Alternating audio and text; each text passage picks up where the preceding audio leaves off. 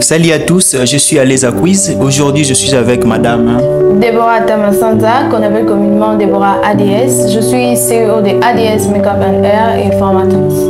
Bon, madame Deborah, peux-tu un peu me parler de ton parcours professionnel en maquillage et coiffure? J'ai toujours été passionnée par le maquillage et la coiffure. Alors, j'ai commencé à me former par moi-même avec des tutoriels et quelques formations. Récemment, j'ai décidé de me lancer plus sérieusement. Ok, alors ça fait déjà combien de temps que tu travailles dans ce domaine? Ça fait un peu plus de 9 ans que j'ai eu la chance d'explorer plusieurs facettes du métier. Bon, madame Deborah, quelle est ta spécialité ou ton style préféré en maquillage et coiffure?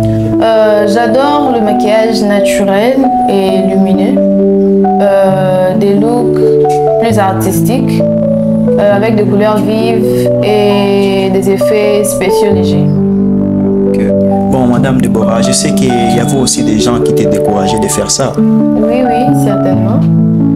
Il y avait des gens qui me décourageaient. En tout cas, la majorité des personnes me décourageaient, voire même ma famille. Et à l'époque, je n'avais pas le moyen pour suivre une formation, pour me perfectionner.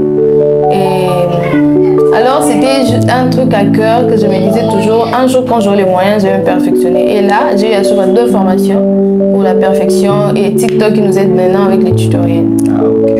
Bon, vu que tu sais déjà faire ça, je pense que tu n'es pas devenue orgueilleuse pour ça. Non. D'ailleurs, je vis pour mes clientes. En tout cas, je vis pour mes clientes. J'ai suivi des formations pour mes clientes. Et déjà dans notre travail, dans notre métier, quand tu mets de l'orgueil en avance, là, c'est comme on dit en lingala, qui me savent client. Donc, malgré tout, en tout cas, chacun son comportement, quand on arrive face à une cliente, mais on essaie un peu de s'adapter et d'être toujours gentil avec la cliente. Alors, concernant ton tarif, là, c'est cher ou comment? Non, bon, vu que je me suis lancée il n'y a pas longtemps, je me suis vraiment lancée il n'y a pas longtemps, comme je t'ai dit au début. Donc, pour le moment, le prix est trop bas, je pourrais dire. Voyant le prix des autres, en tout cas, le mien est plus bas. Bon, ok. Est-ce que tu as aussi la capacité d'encadrer plus de 40 personnes ou de former, En vrai, je n'ai jamais formé 40 personnes, mais au centre, j'ai quand même formé une vingtaine de personnes. Oui, une vingtaine de personnes. Est-ce que c'est obligatoire de se maquiller? Bon, c'est pas obligatoire. Déjà, le maquillage, c'est juste accentuer la beauté de la femme. Et aujourd'hui, on voit même dans la plupart des cas, les hommes aussi se maquillent. Donc, le maquillage n'est pas obligatoire. D'ailleurs, étant maquilleuse, je conseille aux gens de pas très souvent se maquiller. Pourquoi? Parce que déjà, nos pores ont vraiment besoin de respirer.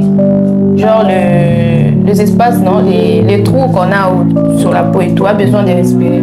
Alors, à chaque fois que tu mets les matières, c'est comme si tu étouffais la respiration de ces pores. Alors, c'est pas bon. Sinon, en tout cas, pour les décisions d'autres hommes qui prennent pour dire, ouais, voilà, j'aime pas ma femme qui se maquille et tout, je garde ma femme naturelle, c'est pas mauvais. C'est pas mauvais. Alors, que tu as commencé de faire ça, je pense que tu gagnes déjà quelque chose pour ça. Oui, bien sûr. Oui. Surtout, déjà, comme je vous l'ai dit, quand j'ai décidé en tout cas de me lancer plus sérieusement, et c'est là où j'ai vu que le maquillage est rentable, est vraiment rentable. Il suffit juste de se concentrer, de savoir ce qu'on veut réellement. Ah, ok, madame Deborah, quelle motivation que tu peux donner aux filles qui veulent se lancer dans ce domaine? Pour les filles qui veulent se lancer dans ce domaine, déjà je pourrais vous dire, en tout cas vous n'allez rien perdre. Au contraire, vous allez vraiment gagner. Et de ne pas suivre les gens qui découragent toujours. Les découragements, il y en a toujours. Il y a même des gens, parce que là on reconnaît un peu que Mouto a les kinga. Mais Mouto a les kinga, on les critique aussi.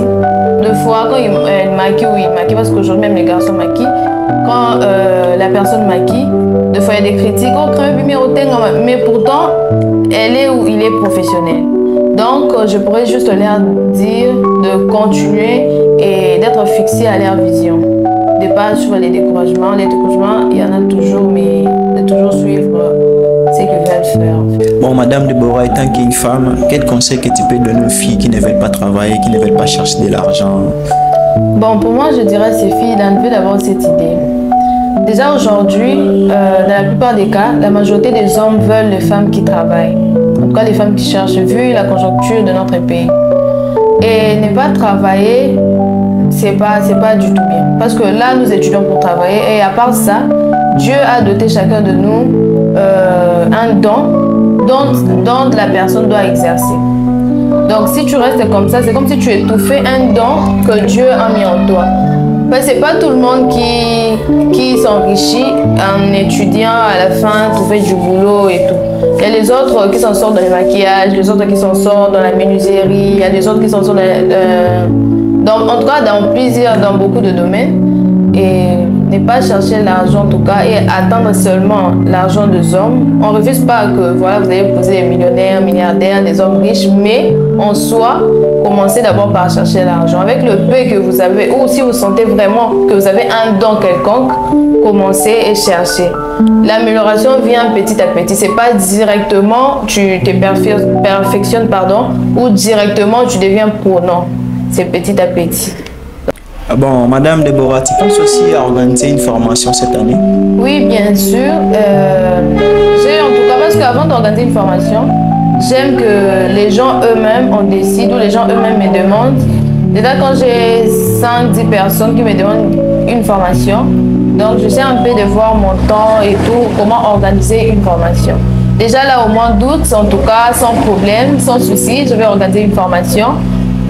Pour permettre aussi aux élèves qui aiment apprendre ou qui veulent se lancer aussi dans le maquillage de venir apprendre. Parce que là, en août, je vois déjà que les enfants seront en grandes vacances. Donc, ça sera possible que les élèves viennent aussi apprendre. Bon, Madame Deborah, je suis vraiment très content d'écouter ce que tu as parlé comme conseil, comme motivation aux jeunes filles qui ne veulent pas travailler. Je suis vraiment content. Je pense qu'on se verra vraiment un jour. Ouais, sûrement. Enchanté vraiment. Merci beaucoup.